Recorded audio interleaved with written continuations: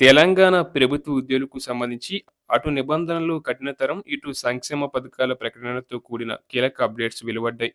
ఒకవైపు విధుల్లో క్రమశిక్షణపై ప్రభుత్వం ఉక్కుపాదం మోపుతుండగా, మరోవైపు డిఏ పెంపు, బీమా వంటి వరాలను ప్రకటించింది.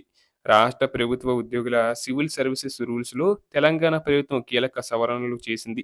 ముఖ్యంగా అనధికార గడ్జెరపై నిబంధనలను మరింత కఠినతరం చేసింది. ఎటువంటి ముందస్తు అనుమతి లేకుండా ఏడాది కాలం పాటు విధులకు దూరంగా ఉంటే ఉద్యోగం కోల్పోయే అవకాశం ఉంది. 5 ఏళ్లు మించి నిరంతరంగా విధులకు హాజరు కాకపోతే వారిని సర్వీస్ నుండి స్పష్టంగా తొలగిస్తారు. ప్రభుత్వ అనుమతి తీసుకోకుండా విదేశాలకు వెళ్లినా కఠిన చర్యలు తప్పవు.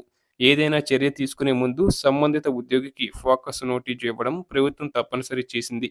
అలాగే ఆర్థిక ఇబ్బందులు ఉన్నప్పటికీ ఉద్యోగుల సంక్షేమం కోసం ముఖ్యమంత్రి రేవంత్ రెడ్డి కరువు భత్యాన్ని పెంచుతూ ఉత్తర్వులు జారీ చేశారు. డిఏను 30.03% నుంచి 33.67%కి సవరిస్తూ ప్రభుత్వం జీవో ఇచ్చింది. దీనివల్ల ప్రభుత్వంపై ప్రతి నెల 227 కోట్లు అదనపు భారం పడనుంది.